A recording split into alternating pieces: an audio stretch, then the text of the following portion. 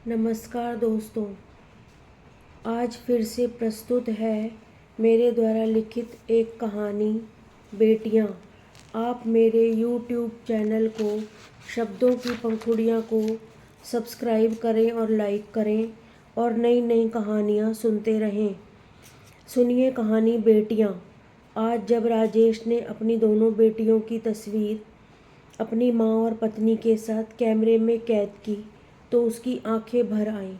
तब राजेश की माँ सुलभा ने अपनी बहू प्रिया, पोतियों काव्या और नव्या को संबोधित करते हुए कहा, देखो बच्चियों, देखो। इसकी तो फिर आंखें भर आईं। काव्या और नव्या मुस्कुराते हुए एक साथ बोली, दादी फिर आंखें भर आई मतलब?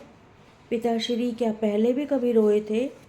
सुलभा जी के कुछ बोलने से पहले ही राजेश उठकर अपनी माँ के पैरों के पास आकर बैठ गया और कहने लगा, माँ ये तो खुशी के आंसू हैं।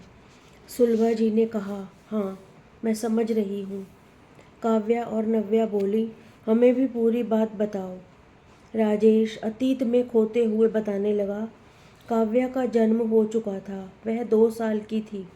प्रिया फिर गर्भवती थी। मैं और माँ उसका अच्छे से ध्यान रख रहे थे।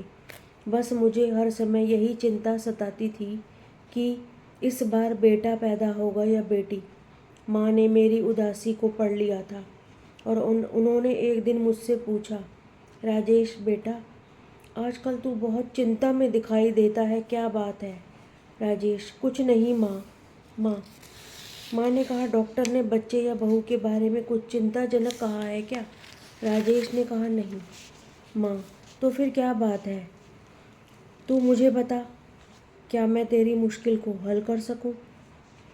राजेश, माँ मैं ये सोच रहा हूँ कि इस बार भी अगर बेटी पैदा हो गई तो? माँ ने कहा, तो क्या, इसमें चिंता वाली क्या बात है? राजेश, माँ दो दो बेटियों का बोझ, उनकी पढ़ाई, पालन पोषण और शादी, इतना सब कैसे होगा? माँ ने कहा, राजेश तू ये कैसी बातें कर रहा है? बेटियों को बोझ कह रहा है? आज तो बेटियां हर क्षेत्र में आगे बढ़कर अपनी योग्यता सिद्ध कर रही हैं। तो इस आधुनिक युग में लकीर का फ़कीर बनकर बातें कर रहा है। तुझसे ऐसी आशा तो न थी। दुर्गा माता, लक्ष्मी माता, सरस्वती, अन्नपूर्णा सब स्त्री के ही रूप हैं और इनकी श्रद्धा से हम लोग पूजा भी करते हैं, लेकिन घर में बेटी नहीं चाहते।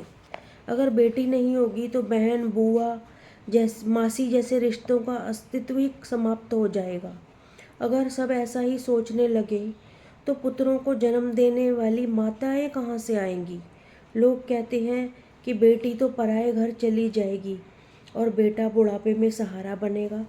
तुम मुझे ये बताओ कि क्या बेटे शादी के बाद अलग नहीं होते अपने माँ बाप से, या फिर उन्हें अपने काम के सिलसिले में किसी दूसरे शहर या देश नहीं जाना पड़ता? लोग ये भी कहते हैं, शायद तुम भी यही सोचते हो, कि बेटा मोक्ष दिलाएगा। तो मैं यह समझती हूँ कि यह सब तो मनुष्य के अपने कर्मों पर निर्भर है। अब तुम मेरी बात ध्यान से सुनो। बेटियों को कभी भी बोझ मत समझना और ना ही कहना।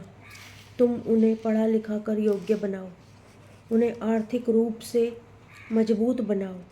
पढ़ाई से उनका मानसिक विकास होगा और वह अपने सही अवसर पर सही निर्णय ले सकेंगी। बाकी सब ईश्वर पर छोड़ दो। माँ के इतना कुछ समझाने पर मेरी आंखें खुल गईं और फिर नव्या का जन्म हुआ। अब बात बताते बताते राजेश वर्तमान में लौट आया। अब आगे नव्या ने कहा, और फिर पिताजी ने हमें खूब पढ़ाया लिखाया। काव्या दीदी शिक्षिका और मैं सॉफ्टवेयर इंजीनियर बन गई।